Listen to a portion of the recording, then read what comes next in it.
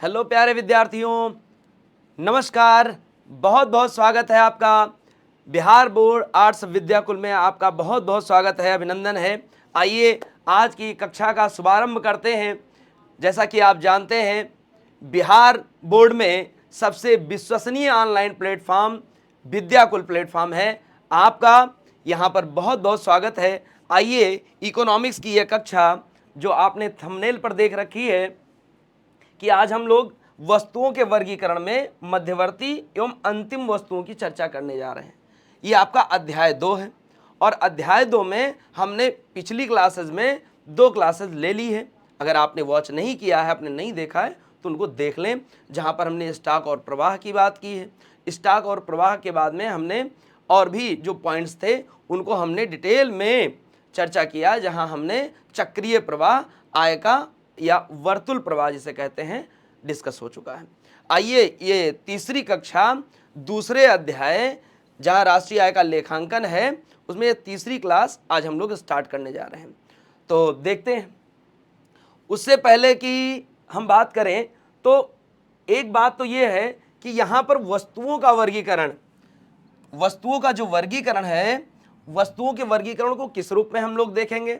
जहां सबसे पहले है इंटरमीडिएट गुड्स, मध्यवर्ती वस्तुएं, और इसका जो दूसरा पॉइंट है, जो दूसरा भाग है, जो दूसरा प्रकार है, वह है अंतिम वस्तु, फाइनल गुड्स।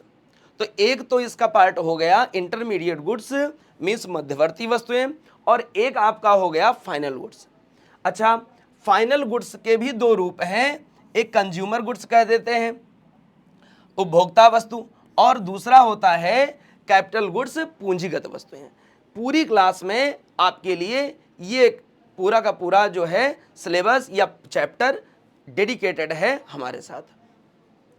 तो यहां पर हम लोग सबसे पहले ये देखें, ये ऐसा टॉपिक है जो राष्ट्रीय आय के लेखांकन में बहुत बड़ी भूमिका रखता है। सबसे पहली बात तो ये, और जहां पर हम लोग ये देखने वाले हैं कि कौन कौन सी वस्तुएं पूंजीगत श्रेणी में आएंगी, कौन कौन सी वस्तुएं मध्यवर्ती की श्रेणी में आएंगी, आखिर वो कौन सी वस्तुएं हैं जिन्हें हम राष्ट्रीय आय के लेखांकन में शामिल करते हैं, और कौन सी वस्तुएं हैं जिन्हें हम राष्ट्रीय आय के लेखांकन में शामिल नहीं करते हैं।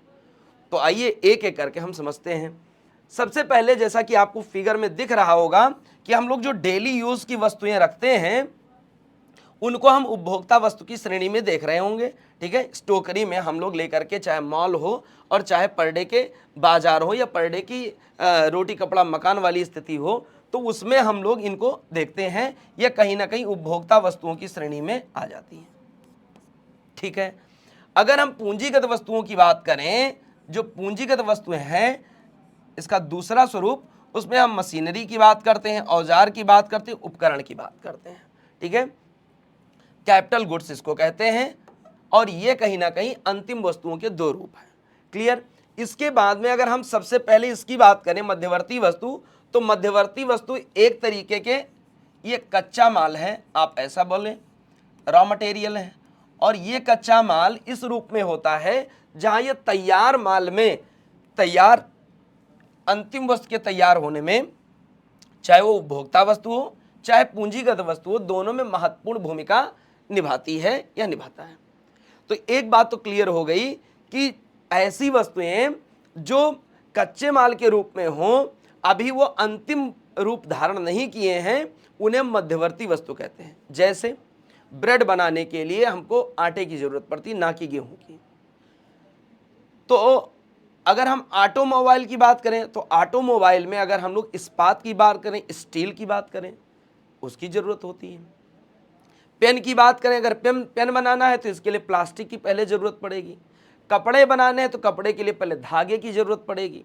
तो अंतिम वस्तु बनने से पहले कि जो उसकी स्वरूप होगा, उसका शेप साइज होगा, उसका निर्माण होगा, उसका जो भी आकार होगा, उसे हम मध्यवर्ती की श्रेणी में रखते हैं, और इसे एक नाम दिया गया है कच्चा माल, या हम लोग कह रहे हैं कि इस तरीके से रॉ मटेरियल होता है।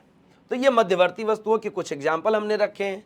इस्पात, स्टील, जो बनाएगा ऑटोमोबाइल। ठीक है, धागा जो बनाएगा कपड़ा, क्लोथ्स, और ऊन भी, ऊन से ऊनी कपड़े बनते हैं।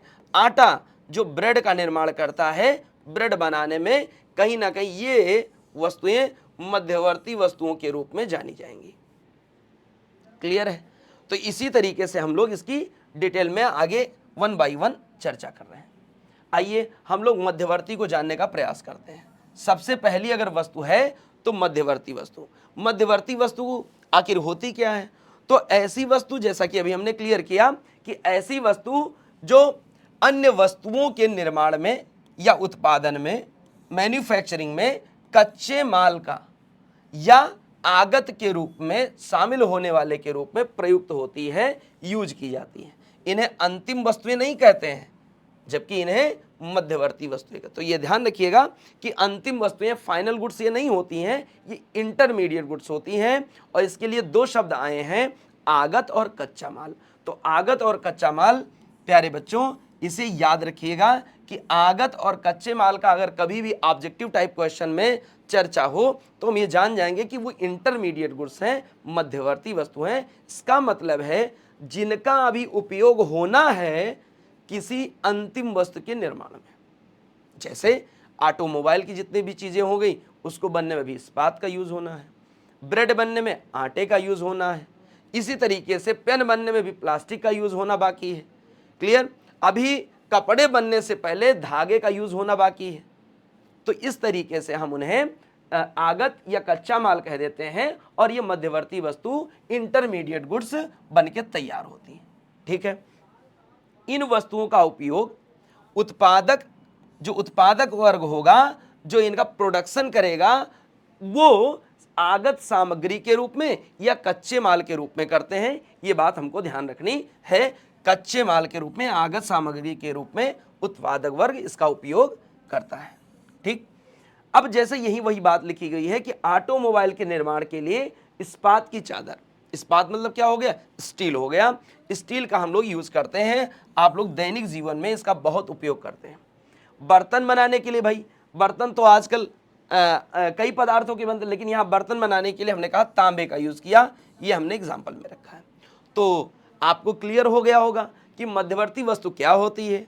और अगर मध्यवर्ती वस्तु क्लियर हो गई तो अभी अंतिम वस्तु तो क्लियर होने में कोई दिक्कत नहीं है। एक फैक्टर, एक पॉइंट हमारा क्लियर हो चुका है कि ऐसी वस्तु, ऐसी आगतें, ऐसे कच्चे माल जो अभी किसी अंतिम वस्तु का रूप लेने के लिए शामिल होने वाले हैं, किसी वस्तु को आकार देने में अपनी भूमिका निभाने वाले हैं। क्लियर हुआ? आगे बढ़ते हैं हम लोग।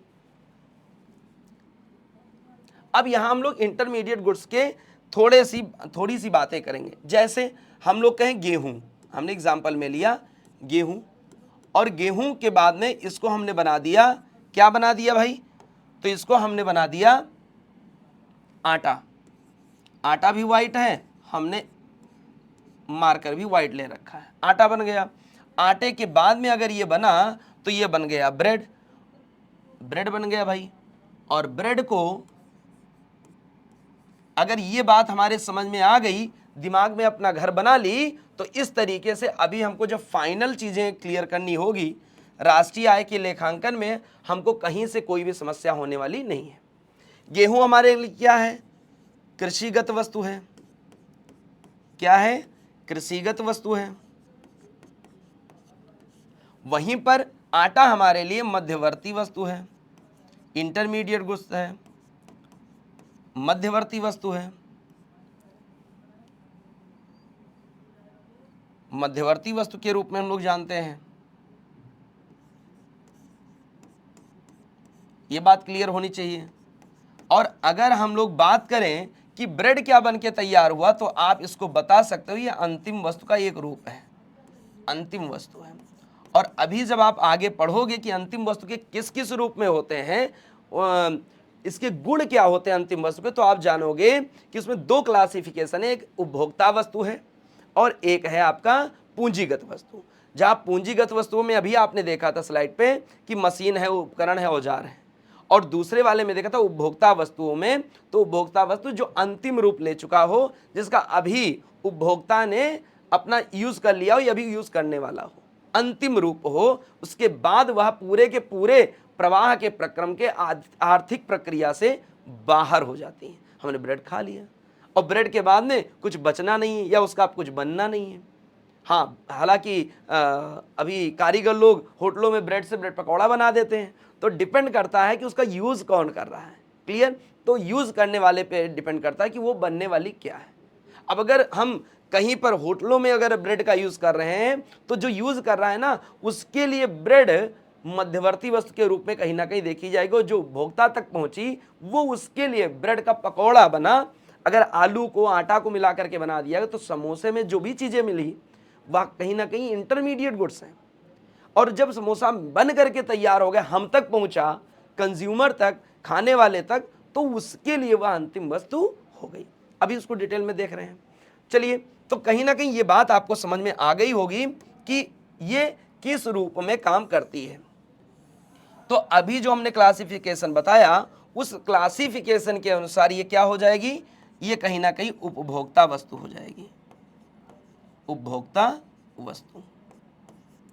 अब ये चीजें आगे क्लियर कर हो जाएंगी। चलिए, तो इतनी बातें क्लियर हुई। जो इंटरमीडिएट गुड्स में आती हैं वो हो जाएगा हमारे लिए आटा। अब आते हैं हम लोग देखते हैं कि अंतिम वस्तु क्या है। ये अंतिम वस्तुओं की कंडीशन क्या है, फाइनल गुड्स क्या होते हैं। फाइनल गुड्स में हम कहें कोई वस्तु अपनी प्रकृति रूप में, अपनी प्रकृति में नहीं अपितु अपने उपयोग के आर्थिक प्रकृति के कारण ही अंतिम वस्तु बनती है। एक बहुत इंपॉर्टेंट लाइन यहां लिखी है, डेफिनेशन लिखी है, कोई वस्तु प्रकृति के कारण नहीं। अभी हमने एग्जांपल दिया ब्रेड का और ब्रेड पकौड़े का, समोसे में लगने वाली सारी की सारी सामग्री को और समोसे का बन जाना। तो ये ध्यान रखना है कि वो उपयोग कौन कर रहा है। हो सकता है उससे कुछ नई चीजें भी बन जाती हों, ये ध्यान रखना। ब्रेड के लिए आटा मध्यवर्ती है और ब्रेड अंतिम है, या समोसा या ब्रेड पकौड़ा अंतिम है, जबकि उसके लिए लगने वाली जितनी सामग्री है, तेल हो गया, रिफाइंड हो गया, आलू हो गया, ब्रेड हो गया, यहाँ उसके लिए, समोसे के लिए, ब्रेड पकौड़े के लिए वो मध्यवर्ती वस्तु है। तो यही बात यहाँ लिखी है, प्रकृति के कारण नहीं कोई वस्तु, उपयोग के कारण, आर्थिक प्रकृति के कारण अंतिम वस्तु बनती है। अब यहाँ इंपॉर्टेंट बात ये ध्यान दे लो कि अगर भोजन है या चाय है, बनाने का काम जब घर में हो रहा है आपके, तो ये उसमें काउंट नहीं किया जाएगा। लेकिन अगर घर के बजाय रेस्टोरेंट में हो, जलपान गृह में हो, तो पकाए गए पदार्थ उपभोक्ताओं के लिए अंतिम वस्तु हो जाते हैं। इसीलिए मैंने अभी समोसे का एग्जांपल दिया, या आप कोई भी ऐसा आइटम देख लो जो खाने पीने में यूज होता हो। क्लियर है? तो जब उपभोक्ताओं तक जलपान गृह में कोई वस्तु बन के पहुंच जाती है, उस उपभोक्ता के लिए जो रेस्टोरेंट में बैठा है, पेमेंट करने वाला है, नाश्ता कर रहा है, उसके लिए वो अंतिम वस्तु होगी। जबकि जिस कारीगर ने बनाया है, जिस चीज से बनाया, वो उसके लिए मध्यवर्ती वस्तु थी। ये बात हो गई। तो इसलिए वह अंतिम वस्तु कहलाती है, तथा ये आगतों के रूप में गिनी जाती है। मीन्स उसमें किस तरीके से काउंट की गई, क्या क्या चीजें लगी, जिसके लिए आर्थिक मूल्यवर्धन हो जाता। घर में बनाया था, कोई मूल्य नहीं है भाई। और अगर वही रेस्टोरेंट में हो, तो चाहे क्यूआर से पेमेंट कर दो, चाहे कैश इन हैंड कर दो, तो इस तरीके से वह कहीं ना कहीं अंतिम वस्तु के रूप में हो जाती है। अच्छा, अंतिम वस्तु के कुछ चीजें, कुछ फीचर होते हैं, जरा उसको हम लोग जान लें कि अंतिम वस्तु के रूप में क्या क्या चीजें होती हैं। तो अंतिम वस्तु उसे भी कह सकते हैं, अंतिम वस्तु वह भी हो सकती है फाइनल गुड्स, जो अब पूरी तरीके से आवश्यकताओं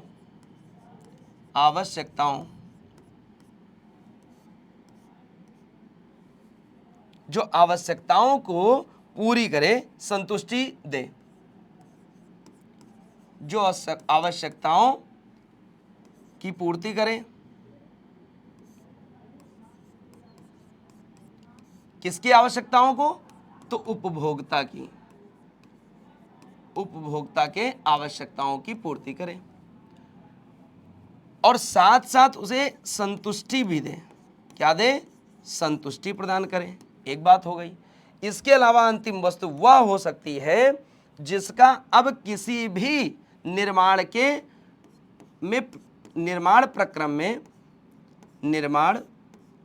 प्रक्रम के किसी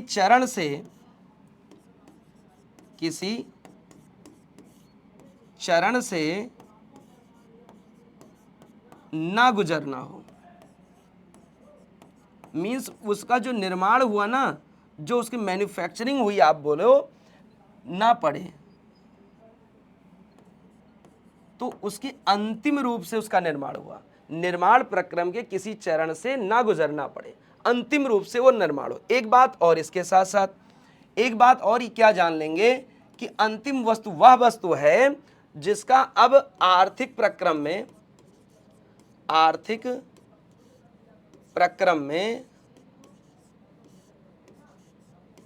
प्रवाह से बाहर हो। मीन्स अब उसका प्रवाह नहीं होगा, मीन्स वो अंतिम रूप से बन गई। तो ये जो तीन बातें आपके लिए थी, ये तीनों कहीं ना कहीं अंतिम वस्तु के विशेषताओं को या परिभाषा को क्लियर करने वाली थी कि उपभोक्ता के आवश्यकताओं की पूर्ति करे, संतुष्टि करे, निर्माण प्रक्रम के किसी चरण से अब ना गुजरना पड़े। अगर वह अंतिम वस्तु बन गई, भाई समोसा बन गया, आप समोसा का क्या बनेगा, भाई ब्रेड बन गया, ब्रेड के बाद हमने कहा अगर कारीगर के हाथ में गया तो उसके लिए वो मध्यवर्ती होगी, लेकिन समोसा या ब्रेड पकौड़ा बना देगा तो वो अंतिम हो जाएगी। मीन्स अब किसी भी प्रकार से उसका रूप चेंज नहीं हो सकता है, इसलिए वो अंतिम वस्तु होगी। एक बात और कि आर्थिक प्रक्रम में प्रवाह से बाहर हो, मीन्स कहने का मतलब है उसका अब कोई रूप परिवर्तन नहीं। एक बार जब कंप्यूटर बन गया, एक बार जब मोबाइल बन गया, तो उसको अब कोई रूप में, एक बार जेसीबी बन गई तो जेसीबी का और कोई रूप परिवर्तन नहीं हो सकता है, ये बात ध्यान रखनी है। तो कहीं ना कहीं ये बातें, ये जो छोटे छोटे पॉइंट थे, ये इसको पूरी तरीके से परिभाषित करने के लिए अपने आप में पर्याप्त भूमिका रखते हैं। क्लियर हो गया? आगे बढ़ते हैं हम लोग। तो अंतिम वस्तु इस तरीके से हो गई। अब अंतिम वस्तुओं के भी दो भाग हैं। अंतिम वस्तुओं के कितने भाग हैं? दो भाग हैं। आइए देखते हैं। अंतिम वस्तुओं को दो भागों में बांटा जा सकता है, उपभोग वस्तुएं या उपभोक्ता वस्तुएं, दूसरा पूंजीगत वस्तुएं। ठीक है भाई, उपभोग वस्तुएं या उपभोक्ता वस्तुएं आप कह लें, चाहे उपभोग करने वाली हो चाहे उपभोक्ता आप कह लें, उपभोक्ता वस्तुएं आप कहें, जिनका अभी अभी हमारे हाथ में आए, जिस कंज्यूमर है उसके हाथ में आए और वो उसका तुरंत ही क्या करें, निपटान कर दें। फल, मिष्ठान, ठीक है, सब्जियां, रोटी, भोजन की सामग्री, खाद्यान्न वस्तुएं, ऐसी चीजें जो अभी उपभोक्ता को जरूरत है, उसके बगैर उसका काम नहीं चलेगा और तुरंत ही उसको पूरी तरीके से वो समाप्त भी करेगा। कहीं ना कहीं ये उपभोक्ता वस्तुएं जो दैनिक आवश्यकताओं की पूर्ति करती हैं। जैसा कि अभी हमने बताया, अंतिम वस्तुओं के जो भी लक्षण थे वह कहीं ना कहीं पूंजीगत वस्तुओं में और उपभोक्ता वस्तुओं में जरूर पाए जाएंगे। तो एक लक्षण यह है कि वह अंतिम चरण में है बनने के, अभी उसको उपभोक्ता की आवश्यकताओं की पूर्ति भी करेगा और उसको संतुष्टि भी प्रदान करेगा। ये गुण इस उपभोक्ता वस्तुएं में है। आइए पढ़ते हैं हम लोग। आहार हो, खाद्य सामग्री हो, वस्त्र हो, ये भी आएगा उसमें। साथ ही साथ मनोरंजन जैसी सेवाएं भी उपभोक्ता द्वारा उसी समय की जाती हैं। ये अंतिम उपभोक्ताओं के द्वारा, उनके द्वारा क्रिय किए जाते हैं। इन्हें उपभोग वस्तुएं या उपभोक्ता वस्तुएं, अभी हमने जैसा कि कहा कि इन्हें उपभोग कर रहे हो ना भाई, आपने उसका यूज किया ना, आपने एंजॉय किया ना, इसलिए, और या उपभोक्ता आप हो तो इन्हें हम लोग उपभोक्ता कह दें और या फिर उत्पादक कह दें। तो ये दोनों चीजें होनी चाहिए, क्लियर हो गई होंगी आपको। इनमें सेवाएं भी शामिल हैं। ये मत समझिएगा कि ये खाली वस्तुएं हैं, सेवाएं भी इसमें होती हैं, उपभोक्ता वस्तुओं के रूप में हम लोग यहाँ देखते हैं। चलिए आइए एग्जाम्पल के रूप में हम लोग देखें कुछ चीजें। पूंजीगत वस्तुओं की अगर हम बात करें, दूसरा पॉइंट है कि पूंजीगत वस्तुएं कैपिटल, जहां ज्यादातर पूंजी लगे। अच्छा, तो पूंजीगत और अंतिम वस्तुओं के दो रूप हुए, एक तो पूंजीगत और एक हो गया उनका उपभोक्ता वस्तु। तो उपभोक्ता वस्तु और पूंजीगत वस्तुओं में क्या अंतर होगा, जब तक हम पूंजीगत वस्तुओं की डेफिनेशन एग्जाम्पल नहीं देख लेंगे तो यह अंतर कर पाना थोड़ी सी मुश्किलात होगी। आइए देखते हैं पूंजीगत वस्तुओं की डेफिनेशन। कुछ अन्य प्रकार की भी वस्तुएं होती हैं जो किस रूप में होती हैं, टिकाऊ प्रकृति की होती हैं। इसकी बहुत बेहतरीन एक एग्जाम्पल है, एक बेहतरीन गुण है, विशेषता है, क्वालिटी है कि वो टिकाऊ प्रकृति की होंगी, टिकी रहेंगी और उत्पादन प्रक्रम में उनका प्रयोग होता है। मीन्स उसमें दो चीजें होंगी, एक तो वो टिकाऊ होंगी, खराब नहीं होंगी, लंबे समय तक चलेंगी, और दूसरा उत्पादन में क्या करेंगी, सहयोग करेंगी, यूज होगा। क्लियर। तो उत्पादन प्रक्रम में जो सहयोग करें और जो टिकाऊ हो उन्हीं को हम पूंजीगत कहेंगे। क्या क्या चीजें हैं भाई, तो एक तो है औजार, वो टूल्स हैं, उपकरण हैं, या वो मशीन्स हैं, मशीनरी हैं। ये सारी चीजें आप देख सकते हैं यहाँ, कंप्यूटर हो गया, ठीक है, ट्रक हो गया, या जेसीबी हो गई, या मान लो सूती वस्त्र उद्योग में, चीनी उद्योग में, चमड़ा उद्योग में जो भी चीजें होती हैं जो मैन्युफैक्चरिंग का काम करती हैं, उन्हें हम पूंजीगत वस्तुओं में रख सकते हैं। तो आई होप कि आपको पूंजीगत वस्तुएं भी क्लियर हो गई। तो मध्यवर्ती वस्तुएं, उसके बाद अंतिम वस्तुएं। अंतिम वस्तुओं में दो रूप, एक तो आपका पूंजीगत है, एक उपभोक्ता है। पूंजीगत टिकाऊ रहेगा, लंबे समय तक चलेंगी, लेकिन उपभोक्ता वस्तुएं क्षणिक होती हैं, संतुष्टि प्रदान करेंगी, आवश्यकताओं की पूर्ति करेंगी, फिर वो उत्पादन प्रक्रम में, कहने मतलब वो समाप्त हो जाएंगी। तो इस तरीके से हम लोग ये जान सकते हैं। आइए अब हम लोगों को एक बहुत इंपॉर्टेंट बात पे हम आपका ध्यान आकर्षित करेंगे, बताएंगे कि उपभोक्ता वस्तुओं की एक क्वालिटी है, उसमें भी टिकाऊपन होता है और गैर टिकाऊ होती है। अभी आपने पूंजीगत वस्तुओं को टिकाऊ कहा, लेकिन उपभोक्ता वस्तुएं भी जो अंतिम वस्तुओं का एक रूप है, उनमें भी टिकाऊपन होता है। कैसे, आप सोच के देखो अपने डेली यूज में। भाई अभी आपने फ्रिज खरीदा, साइकिल ली, कार लिया, बाइक लिया, तो ये क्या है, यह भी टिकाऊ प्रकृति की है ना कहीं ना कहीं। आपने मोबाइल फोन लिया, आपने क्या लिया, मोबाइल लिया,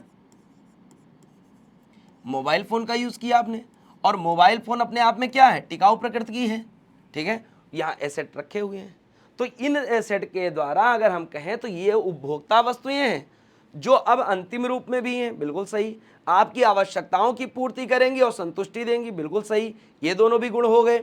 और कहीं ना कहीं इनमें, इनसे पहले मध्यवर्ती वस्तु का इसमें यूज किया गया, इसको बनाने में प्लास्टिक का यूज किया गया होगा भाई, मोबाइल फोन बनाने में चिप का यूज किया गया होगा, ठीक है। तो इस तरीके से चिप बनाने में भी यूज किया गया होगा, और कुछ टेक्नोलॉजी उसमें लगी होगी। इसमें गैर टिकाऊ क्या है भाई, कपड़ा है, भोजन है, खाद्य सामग्री है, फल हैं, आप बोलो मिष्ठान है, मिठाई है, ये सारी चीजें गैर टिकाऊ प्रकृति की होंगी। लेकिन ये है कौन, उपभोक्ता वस्तुएं हैं, कंज्यूमर गुड्स हैं।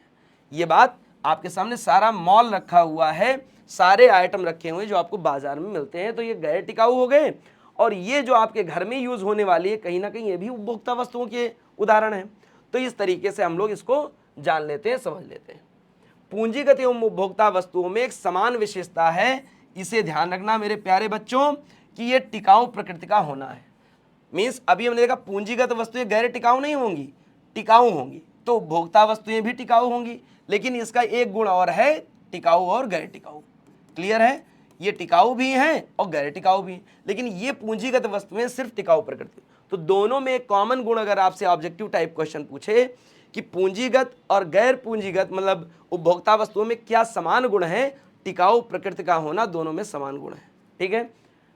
जो तुरंत या अल्पकालिक उपभोग से नष्ट हो जाती हैं, ये चीजें, जैसे अब आ गया टीवी, कंप्यूटर, साइकिल इत्यादि टिकाऊ उपभोक्ता वस्तुएं की संज्ञा में आती है। इस प्रकार से हम कह सकते हैं कि उपभोक्ता वस्तुएं टिकाऊ और गैर टिकाऊ प्रकृति की होती हैं। आई होप कि आपको ये सारी बातें क्लियर हो गई होंगी कि आखिर मध्यवर्ती वस्तु क्या है, इंटरमीडिएट गुड्स क्या है, और फाइनल गुड्स क्या है। फाइनल गुड्स के हमने दो प्रकार देखे, एक तो कैपिटल गुड्स पूंजीगत वस्तुएं, और दूसरी थी हमारे पास कंज्यूमर गुड्स उपभोक्ता वस्तुएं। क्लियर है, उपभोक्ता वस्तुओं में क्षणिक प्रकृति की होती है, कुछ टिकाऊ प्रकृति की, लेकिन वो हमारी आवश्यकताओं की संतुष्टि करेंगी, जो उत्पादन प्रक्रम में काम नहीं करेंगी, लेकिन उत्पादन प्रक्रम में जो काम करेंगी वो होंगी कैपिटल गुड्स पूंजीगत वस्तुएं, जो उत्पादन प्रक्रम में बहुत ज़्यादा हेल्प करती हैं। औजार हो गए, उपकरण हो गए, मशीनें हो गई, इन्हें हम पूंजीगत वस्तुओं में रखते हैं। क्लियर। और हम लोग अभी अब देखे हैं कि उपभोक्ता वस्तुएं और पूंजीगत वस्तुओं में क्या समानता है, किस गुण की समानता है, तो ये है टिकाऊ प्रकृति का होना। मोबाइल या हम लोग कहें साइकिल, ये कहीं ना कहीं उपभोक्ता वस्तुएं हैं जो टिकाऊ हैं। पूंजीगत वस्तुओं में हम जेसीबी से लेकर के और बहुत सारे उपकरण हम देख सकते हैं, चाहे वो जिधर भी हो, जो उत्पादन प्रक्रम में सहयोग कर रहे हो, टिकाऊ प्रकृति के होते हैं। आइए आपके लिए बहुत शानदार हम प्रैक्टिस लाए हैं। कुछ क्वेश्चन हैं जिन्हें आपको आंसर देना कमेंट करके। आपके कमेंट का हमें इंतजार रहेगा। ये अभ्यास प्रश्न है आपके लिए। सबसे पहला प्रश्न है, ऐसी वस्तु जो ना तो उपभोक्ता है ना ही पूंजीगत है, ना कंज्यूमर गुड्स है और ना ही पूंजीगत है, कैपिटल गुड्स है, क्या कहलाती है? बहुत इंपॉर्टेंट क्वेश्चन है। ऑप्शन है अंतिम वस्तु, बी मध्यवर्ती वस्तु, सी है ए और बी दोनों है, या इनमें से कोई नहीं। आप कमेंट सेक्शन में अपना आंसर जरूर देंगे, हमें इंतजार रहेगा। इसी तरीके से दूसरा है प्रश्न नंबर 2, कौन सी वस्तुएं टिकाऊ प्रकृति की होती हैं? पूंजीगत, उपभोक्ता, सी है ए बी दोनों और डी है इनमें से कोई नहीं। ये पूरा सेशन कैसा लगा आप जरूर कमेंट करके बताएं। कहीं प्रॉब्लम हो, कोई डाउट हो तो उसके लिए भी आप कमेंट कर सकते हैं। हम आपके साथ बने हैं विद्याकुल के इस ऑनलाइन प्लेटफॉर्म पर, जो नंबर 1 विश्वसनीय चैनल है। बहुत बहुत धन्यवाद। जय हिंद। अपना ख्याल रखिए, अपनों का ख्याल रखिए, मस्त रहिए, व्यस्त रहिए, पढ़ाई में भी तल्लीन रहिए, जो आपकी सफलता को, आपके उज्जवल भविष्य को, माता पिता के नाम को आगे ले जाए। आपको आपका भविष्य उज्जवल हो, इन्हीं कामनाओं के साथ बहुत बहुत धन्यवाद।